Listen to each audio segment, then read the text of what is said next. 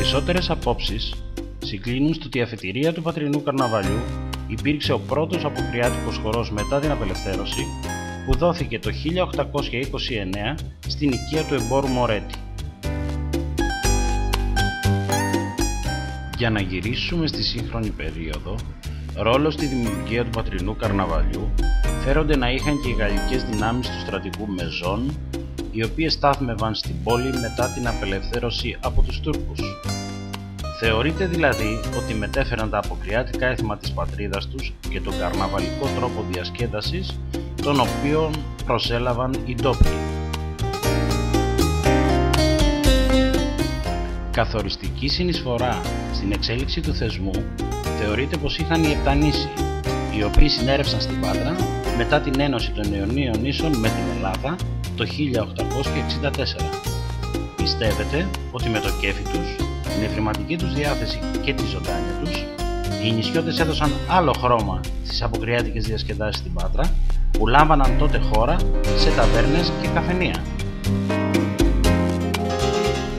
Επιπλέον, η ίδια η θέση της πόλης, με την αυξανόμενη ακμή του λιμανιού της και τις συχνές επαφές με τη Δύση και ιδίως με την Ιταλία, με τα περίφημα καρναβάλια της όπως αυτό της Βενετίας, συνέβαλαν με τα χρόνια στη διαμόρφωση του καρναβαλιού, ώστε ακόμα και σήμερα να διαθέτει αρκετά μεσογειακά και δυτικότροπα χαρακτηριστικά.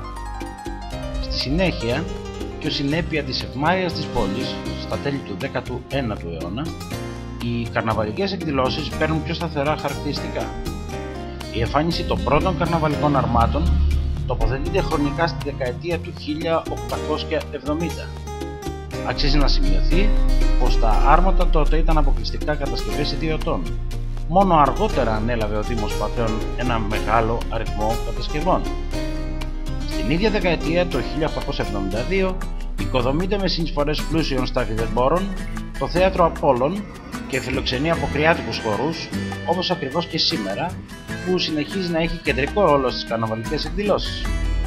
Το 1880, την ημέρα του Αγίου Αντωνίου, κάνουν την εμφάνισή τους οι πρώτες μπούλες, δηλαδή ομάδες μεταμφιεσμένων που τριγυρίζουν στις γειτονιές και με χιουμοριστική διάθεση κάνουν πλάκα σε φίλους, γνωστούς αλλά και αγνώστους. Το έθιμο αυτό τείνει στις μέρες μας να εκλείψει. Όπως μαρτυρεί ο ιστορικός του Πατρινού Καρναβαλιού Νίκος Πολίτης, την εποχή της Belle Époque διοργανώνονται ωραία καρναβάλια όπως τις χρονιές 1900, 1907, 1909, με τη συμμετοχή για πρώτη φορά ατόμων κάθε κοινωνικής τάξης και καταγωγής. Την εποχή εκείνη τοποθετείται και η εμφάνιση του εθήμου του αυγοπόλεμου με κέρυνα αυγά γεμάτα κομφετί, κατασκευασμένα σε ειδικές μηχανές, τα οποία έριχναν οι καρναβαλιστές από τα μπαλκόνια. Αν και το έθιμο αυτό έχει εξαφανιστεί σήμερα, θεωρείται πως αποτελεί πρόδρομο του σοκολατοπόλεμου. Την αμέσως επόμενη δεκαετία, τα πράγματα δεν είναι ευνοϊκά για το καρναβάλι. Οι συνεχείς πόλεμοι και συγκρούσεις, Βαλκανική πόλεμη, Πρώτος Παγκόσμιος Πόλεμος, εθνικός διχασμός, μικρασιατική εκστρατεία, στέλνουν τους άντρες στο μέτωπο και φέρνουν στην πόλη οικονομική στενότητα και δυστυχία. Στα πρώτα μεταπολεμικά χρόνια, η κατάσταση δεν βελτιώνεται αισθητά. Μόνο σποραδικές εκδηλώσεις μαρτυρούν την έλευση του καρναβαλιού.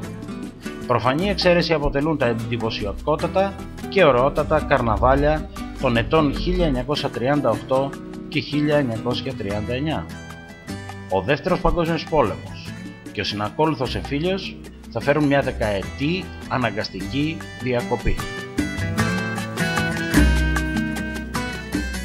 Στις αρχές της δεκαετίας του 1950 γίνονται οι πρώτες διστακτικές σκέψεις για αναβίωση του καρναβαλιού. Οι πλέον απεσιόδοξοι προεξοφλούν την αποτυχία. Τίποτα δεν θα είναι όπως παλιά. Κι όμως το καρναβάλι ξαναγεννιέται. Οι πρωτοπόροι μουσικοί όμιλοι, Ορφέας και Πατραϊκή Μαντολινάτα έχουν τα ενία της προσπάθειας.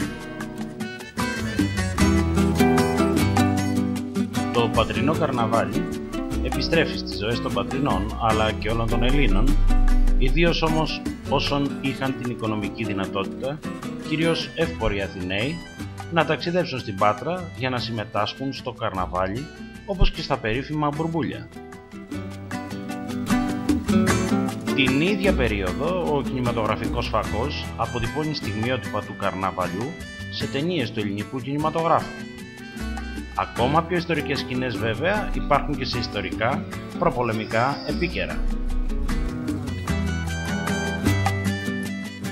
Το 1956 το καρναβάλι γίνεται στόχος επιθέσεων χριστιανικών και άλλων ηθικιστικών οργανώσεων που παραπληροφορημένες καταφθάνουν στην Πάτρα από άλλες περιοχές της Ελλάδας μεσούτως του καρναβαλιού για να καταγγείλουν όργια, διαφθορά, Σόδομα και Γόμορα, αλλά εμποδίζονται από την αστυνομία.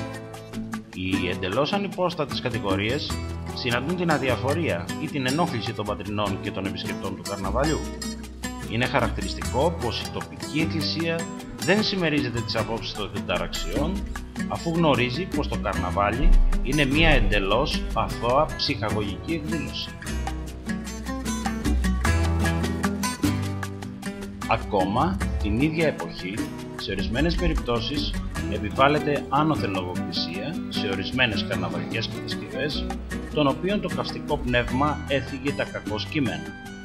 Τέλος, το 1964, χρονιά θανάτου του βασιλιά Παύλου, το καρναβάλι θα ματαιωθεί. Οι λιγοστές παραφωνίες με κανέναν τρόπο δεν σκιάζουν τη μεγαλοπρέπεια του καρναβαλιού, το οποίο γνωρίζει πια μέγιστη πανελλαδική καταξίωση, ενώ προσελκύει και το βλέμμα ορισμένων διεθνών μέσων μαζικής ενημέρωσης. Το 1966 το καρναβάλι τίθεται σε νέες βάσεις.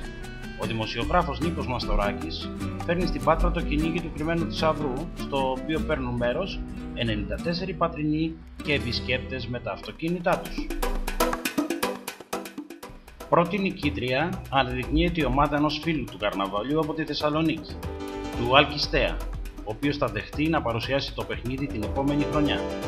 Έτσι ο αείμνηστος πια Στέας γίνεται για δεκαετίες ο θρυλικός παρουσιαστής του καρναβαλιού, το οποίο μπαίνει σε κάθε ελληνικό σπίτι από τις τηλεοπτικές συχνότητες της ΕΡΤ. Εκφράσεις όπως η Καρναβαλούπολη της Ελλάδας, για την Πάτρα και συνεχίστε να χορεύετε, προς τους καρναβαλιστές θα μείνουν ιστερικές. Το 1974 ξεκινάει η σύγχρονη φάση του καρναβαλιού. Οι καρναβαλιστές πείθονται να εγκαταλείψουν τα αυτοκίνητά τους και να παρελάσουν πεζοί στους δρόμους, διότι ως τότε μόνο τα άρματα παρήλαβαν. Το θέαμα κορυφώνεται, το καρναβάλι γιγαντώνεται και η Πάτρα κατακλείζεται από εκατοντάδες χιλιάδες επισκέπτες.